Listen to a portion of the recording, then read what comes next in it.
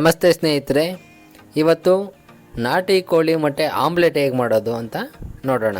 Okay, ಮೊದಲನೇದಾಗಿ ನಾಟಿ ಕೋಳಿ ಮೊಟ್ಟೆ ತೊಗೊಂಡಿದ್ದೀನಿ. ಇದೆಲ್ಲ ಮನದೇ ಕೋಳಿ ಮೊಟ್ಟೆಗಳು. ಓಕೆ, ನಾಟಿ ಕೋಳಿ ಮೊಟ್ಟೆ ಈಗ ಇಲ್ಲಿ 12 ತೊಗೊಂಡಿದ್ದೀನಿ, 1 ಡಜನ್ನು. ಓಕೆನಾ, ಬ್ರೇಕ್ ಮಾಡಿದಾಗ ನೋಡಿ ಯೆಲ್ಲೋ ಕಲರು ಎಷ್ಟು ಡಾರ್ಕ್ ಇದೆ ಅಂತ ಅಲ್ವಾ. ಬ್ರೈಟ್ ಇದ್ದರೆ ಅದು ಪ್ಯೂರ್ ನಾಟಿ ಕೋಳಿ ಮೊಟ್ಟೆ ಆಗಿರುತ್ತೆ. ಈಗ ಅದಕ್ಕೆ ಒಂದು ಬೌಲಷ್ಟು ಆನಿಯನ್ನ ತೊಗೊಂಡಿದ್ದೀನಿ.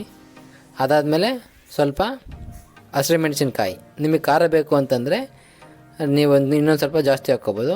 ಆಮೇಲೆ ಒಂದು ಸ್ವಲ್ಪ ಕೊತ್ತಂಬರಿ ಹಾಕ್ತಾಯಿದ್ದೀನಿ. ಆಮೇಲೆ ರುಚಿಗೆ ತಕ್ಕಷ್ಟು ಉಪ್ಪು, ಇದನ್ನೆಲ್ಲ ಹಾಕ್ಬಿಟ್ಟು ನೀಟಾಗಿ ಮಿಕ್ಸ್ ಮಾಡಬೇಕು. ಏನಪ್ಪ ಒಂದು ಸಜೆಷನ್ ಇಲ್ಲಿ ಅಬ್ಸರ್ವ್ ಮಾಡಬೇಕು ಅಂದರೆ, ಈರುಳ್ಳಿ, ಕೊತ್ತಂಬರಿ, ಹಸಿಮೆಣಸಿನ್ಕಾಯಿ ಎಲ್ಲ ಚಿಕ್ಕದಾಗಿ ಹೆಚ್ಕೋಬೇಕು.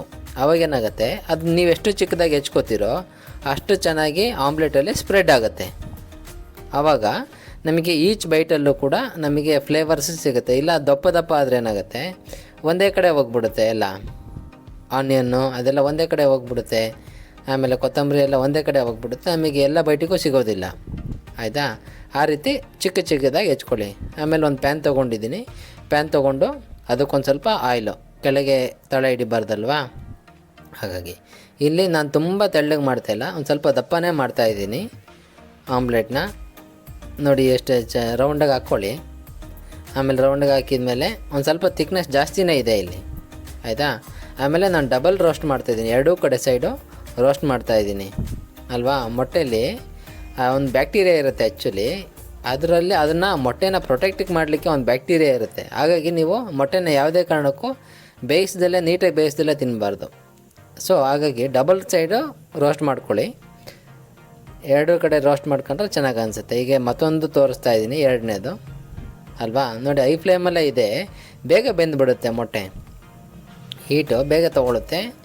ಹಾಗಾಗಿ ನೀಟಾಗಿ ಈ ರೀತಿ ಮಾಡ್ಕೋಬೋದು ನೀವು. ಚಳಿಗೆಲ್ಲ ಮಾಡಿದರೆ ತುಂಬ ಚೆನ್ನಾಗಿರುತ್ತೆ, ಚಳಿಗೆ ಮಳೆಯಲ್ಲಿ. ಮತ್ತು ಹೈಲಿ ನ್ಯೂಟ್ರಿಷನ್ ಕೂಡ, ಇವಾಗೆಲ್ಲ ಗೌರ್ಮೆಂಟ್ ಕೂಡ ಸ್ಟಾರ್ಟ್ ಮಾಡಿದೆಯಲ್ಲ ಹಾಲು ಮತ್ತು ಮೊಟ್ಟೆ.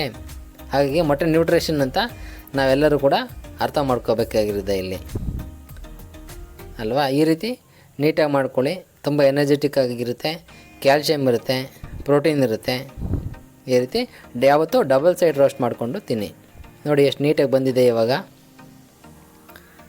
ಅಲ್ವಾ. ನೋಡಿ, ನಾನು ಹೇಳ್ದಾಗೆ ಎಲ್ಲ ಕಡೆನೂ ಆನಿಯನ್ ಎಲ್ಲ ಮತ್ತು ಕೊತ್ತಂಬರಿ ಎಲ್ಲ ಸ್ಪ್ರೆಡ್ ಆಗಿದೆ. ಓಕೆ, ಈ ವಿಡಿಯೋ ಇಷ್ಟವಾದಲ್ಲಿ ನಿಮಗೆ ಖಂಡಿತ ನಮ್ಮ ಚಾನಲ್ನ ಸಬ್ಸ್ಕ್ರೈಬ್ ಮಾಡಿ, ಈ ವಿಡಿಯೋ ಲೈಕ್ ಮಾಡಿ, ಶೇರ್ ಮಾಡಿ, ಸಬ್ಸ್ಕ್ರೈಬ್ ಮಾಡಿ. Thank you for watching.